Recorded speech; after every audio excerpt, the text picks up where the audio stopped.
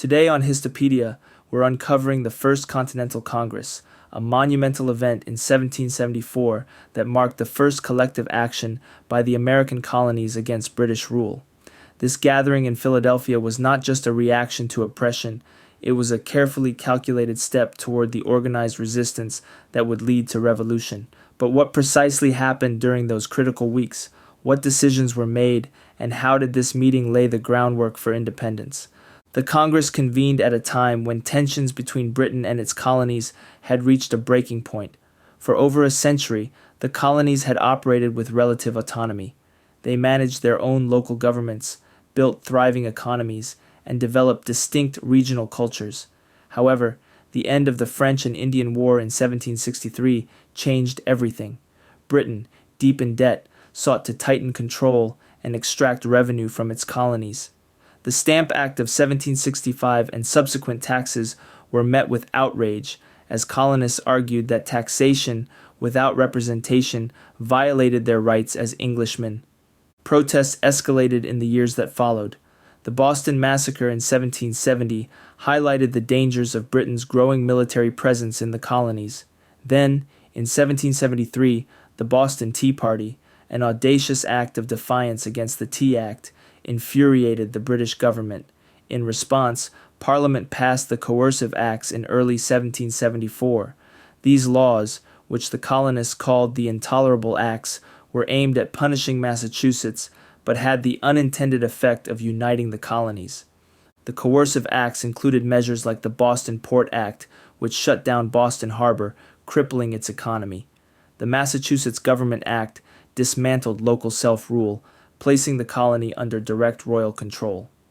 The Administration of Justice Act allowed British officials accused of crimes to stand trial in England, and the Quartering Act required colonists to house British soldiers. To many colonists, these measures represented not just punishment, but a direct attack on their fundamental rights. Recognizing the need for a coordinated response, colonial leaders called for a Congress to decide on collective action. On September 5, 1774, delegates from 12 colonies gathered at Carpenter's Hall in Philadelphia for the First Continental Congress. Georgia did not send representatives, as it relied on British military support against indigenous tribes, but the other 12 colonies were represented by 56 delegates. These men included some of the most influential figures of the era. George Washington of Virginia, already a respected military leader, was present. Massachusetts sent John Adams, a skilled lawyer and advocate for resistance, and his cousin Samuel Adams, a central figure in organizing protests like the Boston Tea Party. Pennsylvania's delegation included John Dickinson, a moderate who sought reconciliation with Britain, and Joseph Galloway, who proposed a plan for compromise. Patrick Henry of Virginia, famous for his fiery rhetoric, represented the more radical faction, urging bold and immediate action. The diversity of opinions among the delegates reflected the colony's varied interests and experiences. Radicals like Samuel Adams and Patrick Henry argued that the colonies must prepare for war, convinced that reconciliation was impossible. Moderates like Dickinson and Galloway still believed a peaceful solution might be achievable. This tension between the factions made the Congress's debates both contentious and productive, as the delegates worked to find common ground. One of the Congress's earliest and most significant achievements was drafting the Declaration and Resolves. This document laid out the colony's grievances and demands with precision. It asserted that the colonies were entitled to the same rights as Englishmen, including life, liberty, and property, and condemned the intolerable acts as violations of those rights.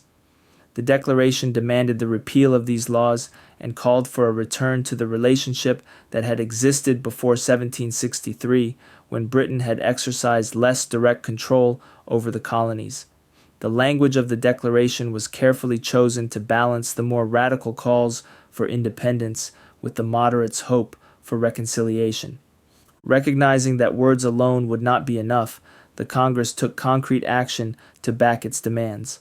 The delegates agreed on the creation of the Continental Association, a unified plan to pressure Britain economically.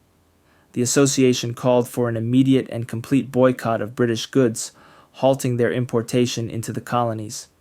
If Britain did not meet their demands, the the colonies pledged to stop exporting goods to Britain beginning in 1775, targeting British merchants and manufacturers who depended on American trade. To ensure the boycott's success, the Congress called for the establishment of local committees of inspection in every town and city. These committees had significant authority, monitoring merchants and businesses to ensure compliance with the boycott. Violators faced public shaming, boycotts of their businesses, or even fines. The committees became a powerful tool for enforcing the association and demonstrated the colony's ability to organize and execute a coordinated resistance effort. The Congress also began to address the possibility of armed conflict. While many delegates hoped to avoid war, they recognized that Britain might respond to their actions with force. The Congress advised the colonies to prepare their militias, encouraging them to stockpile weapons and train local forces. This decision marked a significant shift from passive protest to active readiness for self-defense. Though the delegates did not declare war, they acknowledged the growing likelihood of violent confrontation. Perhaps the most forward-looking decision of the Congress was its resolution to reconvene in May 1775 if their grievances were not addressed. This established a framework for sustained collaboration, ensuring that the colonies would have a central body to guide their actions in the months ahead.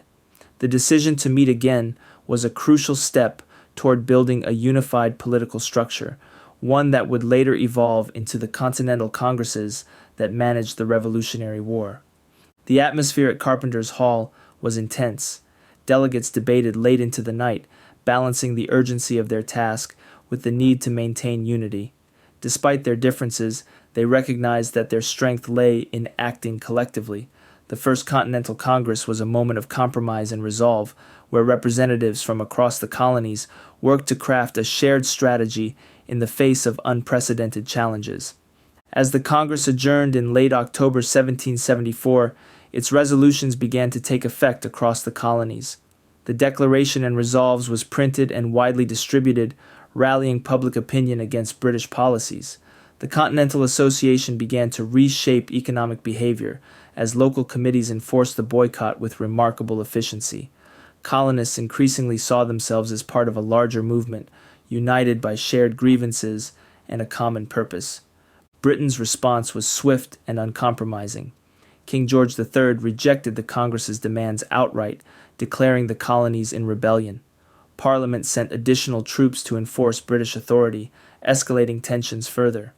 The Congress's decision to reconvene proved prescient, as the colonies would soon face the outbreak of violence at Lexington and Concord in April 1775, just weeks before the Second Continental Congress was set to meet. The First Continental Congress was not a declaration of independence, but it was a critical step in that direction. It demonstrated the colonies' ability to work together despite their differences, laying the foundation for a unified resistance movement. The actions taken during those weeks in Philadelphia showed that the colonies were willing and able to challenge British authority, not just with words, but with coordinated action. The legacy of the First Continental Congress is profound. It established the principle of unity among the colonies, provided a framework for organized resistance, and set the stage for the Revolutionary War. Without this meeting, the path to independence would have been far more difficult, if not impossible. Thank you for watching. Don't forget to like, subscribe, and join us next time here on Histopedia for more history videos.